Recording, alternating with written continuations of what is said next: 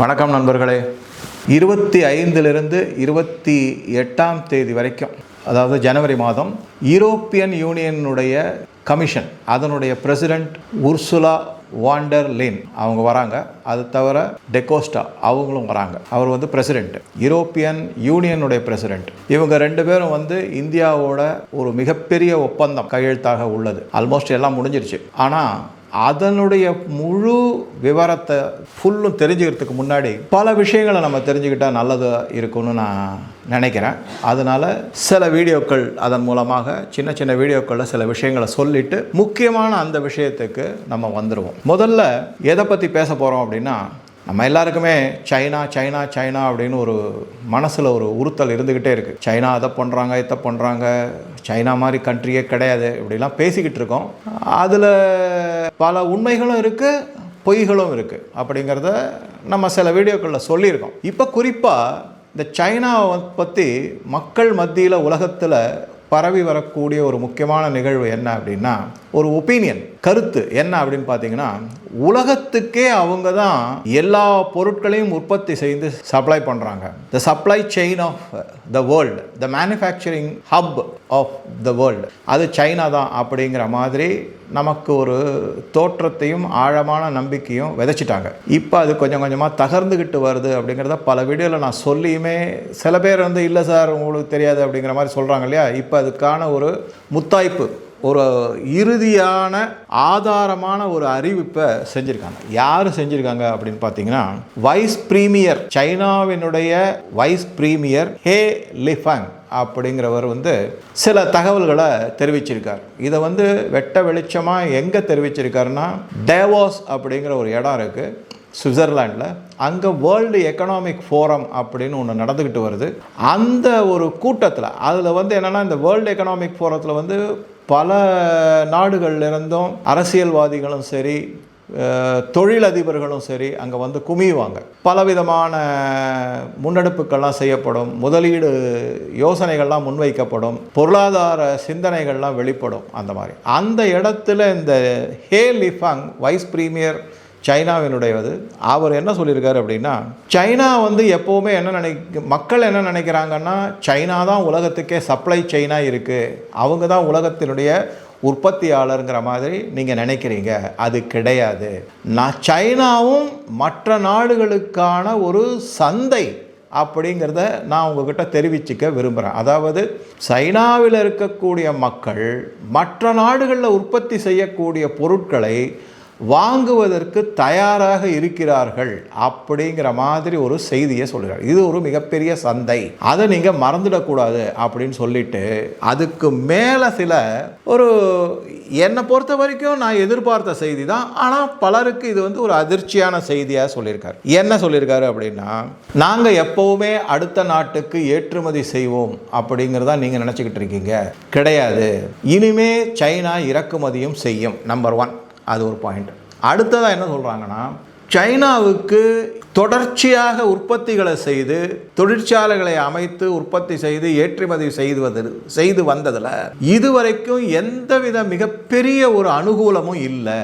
சைனாவினுடைய பங்கு வர்த்தகம் அடிபடுகிறது. சைனா கம்பெனிகள் அமெரிக்காவில் இருக்கக்கூடிய பங்கு மார்க்கெட்டில் லிஸ்ட் பண்ணாங்கன்னா அதனுடைய விலைகள்லாம் ஒன்றும் நாங்கள் எதிர்பார்த்த அளவுக்கு ஏறவும் இல்லை.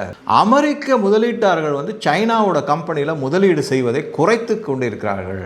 முதலீடே செய்வதில்லை, அப்படியே இருந்தாலும் ரொம்ப சொல்பமாக தான் அந்த பங்குகளில் முதலீடு செய்கிறாங்க. அதுக்கு காரணமாக அவங்க என்ன சொல்கிறாங்கன்னா, சைனாவை பொறுத்த வரைக்கும் அது ஒரு சீப்பு லேபர் மார்க்கெட்டு, அங்கே மார்ஜின் கிடையாது, அவங்க நிறைய சப்சிடரி கொடுக்குறாங்க. உதாரணத்துக்கு ஒரு ஆட்டோமொபைல் கார் எடுத்துக்கிட்டோம்னா அது $20,000 அப்படின்னா அதுக்கு $10,000 சைனா சப்சிடரி கொடுக்குது. இது லாபகரமான தொழில் கிடையாது அப்படின்னு அமெரிக்க முதலீட்டாளர்கள் நினைப்பதனால சைனா கம்பெனிகளுடைய பங்குகள் மீது முதலீடு செய்வதை தவிர்த்து வருகிறார்கள் அப்படிங்கிற மாதிரி சொல்லிட்டு, இதில் எங்களுக்கு என்ன பெரிய லாபம் இருக்க போகுது, இது ஒரு மிக மிக முக்கியமான பாயிண்ட்டு. அடுத்ததாக அவர் கூறுகிறது தான் இன்னும் ஒரு முக்கியமான செய்தி. என்ன அப்படின்னா, எங்களுடைய மக்கள் தொகை குறைந்து வருகிறது. அதை குறிப்பாக எதை பற்றி சொல்கிறாருன்னா, இந்த டெமோகிராஃபியில் குறிப்பாக யங்ஸ்டர்ஸினுடைய மக்கள் தொகை, அதாவது யுவர் இளைஞர்களுடைய மக்கள் தொகை வெகுவாக குறைந்துக்கிட்டு வருது, வயதானவர்களுடைய மக்கள் தொகை அதிகமாகிட்டு வருது. அவங்க இந்த வயதானவர்களால் உண்மையான அல்லது ஒரு உன்னதமான உற்பத்தி திறன் இல்லாதவளாக இருக்காங்க. அதாவது இந்த ப்ரொடக்டிவிட்டி அப்படின்னு சொல்லக்கூடிய வெளிப்பாடு அவங்கக்கிட்ட ரொம்ப குறைவாக இருக்குது. அதே சமயத்தில் இளைஞர்கள் குறைவான மக்கள் தொகையாக இருப்பதுனால எங்களுக்கு தொழிலாளர் பற்றாக்குறை அதிகரித்து வருகிறது அப்படிங்கிறத போட்டு உடைச்சே விட்டார் அவர். அதனால் உலகம் இனிமே சைனாவை ஒரு உற்பத்தி ஹப், அந்த தொழிற்கூடமாக நினைக்கக்கூடாது. இனிமே அவங்கவுங்க நாட்டில் உற்பத்தி செஞ்சுக்க வேண்டியது தான் அப்படிங்கிற மாதிரி பல தகவல்களை சொல்லியிருக்காரு. இதில் குறிப்பாக என்ன சொல்கிறாரு, ஒன்று லாபகரமானது இல்லை அப்படிங்கிறாரு, இரண்டாவது டெமோகிராஃபி படி இளைஞர்கள் இல்லை அப்படிங்கிறாரு, வயதான முதியோர்கள் அதிகமாயிட்டாங்கிறாரு, அவங்களுடைய உற்பத்தி திறன் குறைந்து வருகிறது அப்படிங்கிறாரு, எங்களால் இனிமே உற்பத்தி செய்வது குறைந்து விடும் அப்படிங்கிறாரு. இந்த மாதிரி பலதையும் சொல்லிட்டு இனிமே மற்ற நாடுகள் எல்லாமே அவங்கவுங்க உற்பத்தியை பார்த்துக்க வேண்டியதான். அது குறைந்த செலவான உற்பத்தியாக இருக்கட்டும், அதிக செலவிலான உற்பத்தியாக இருக்கட்டும், நாங்கள் அதுக்கு ஒன்றுமே செய்ய முடியாது.